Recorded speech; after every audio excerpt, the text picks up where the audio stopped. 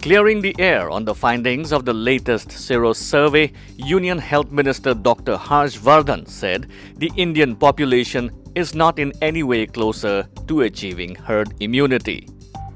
The statement from the minister comes on a day when the World Health Organization also advised against any attempts to achieve herd immunity or to hope that it will eventually save us. Herd immunity or natural population immunity is not an option. Let's put our energy, focus, workforce, actions into what works, said Maria Van Kerkhove, COVID-19 technical lead for WHO. In fact, the WHO has time and again stressed on the fact that herd immunity is not an option and attempts to reach it is dangerous. The government of India has also reiterated how one would have to pay an extremely high price to reach natural immunity and that it is not an option for a country like India. It would be fraught with deaths and that reaching immunity through a vaccination program is desirable.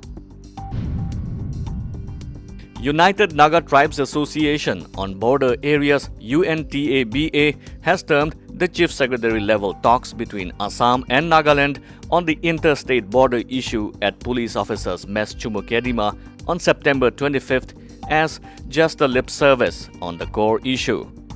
Association's Chairman Hukavi Yapthomi and General Secretary Imsumongba Pongen in a statement said it was very unfortunate for Nagas that their own government completely shifts responsibility and makes a mockery of its avowed duties during this critical juncture.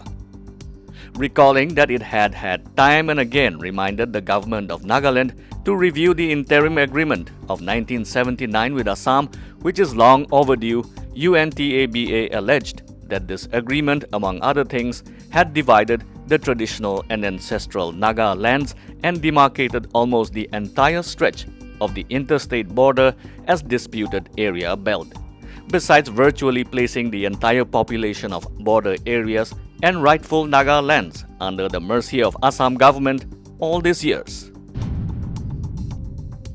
A pastor was killed and more than 20 others, including women, were injured in a violent clash between two neighboring villages over a land dispute in Manipur's Tengnopal district.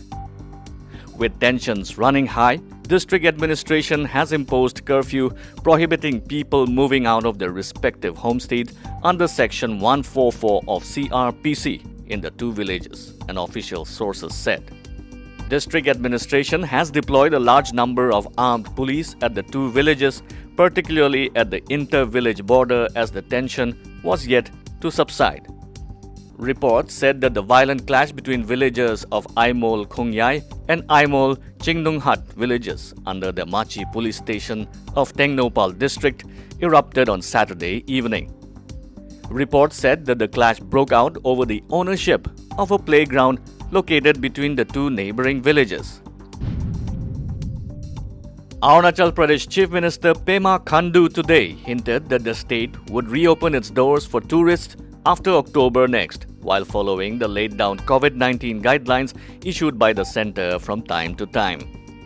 Attending the Destination Northeast 2020 virtual program organized by the Ministry of Donor, Khandu said the tourism sector has suffered a lot in the last 6 months due to the pandemic, affecting livelihood of thousands while also denting the state's revenue collections. Tourism is one major source of revenue and employment. Keeping all considerations in mind, we will be reopening the sector. If everything goes well, after October, we will open to visitors, he said. Khandu lauded the donor ministry and the Northeastern Council for organizing the virtual festival and said it would boost tourism in the Northeast several notches up post-COVID-19 pandemic. Tongbram Bijay Shanti has drawn the attention of Prime Minister Modi by producing thread from lotus stem. Prime Minister Narendra Modi, in his Man Ki Baat program, mentioned the name of Manipur's young innovator, Tongbram Bijay Shanti. He highlighted the inspiring story of a women entrepreneur from Manipur and lauded her innovative efforts in developing thread from lotus stem.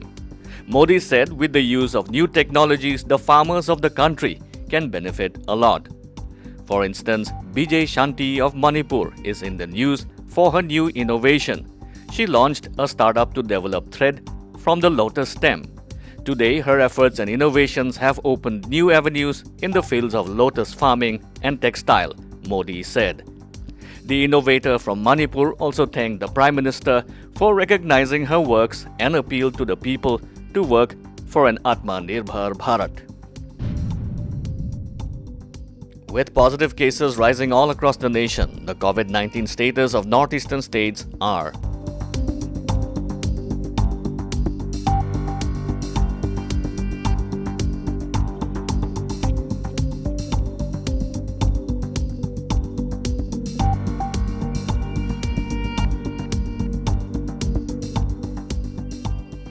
like, subscribe, and hit the bell icon for news that matters and stories that inspire.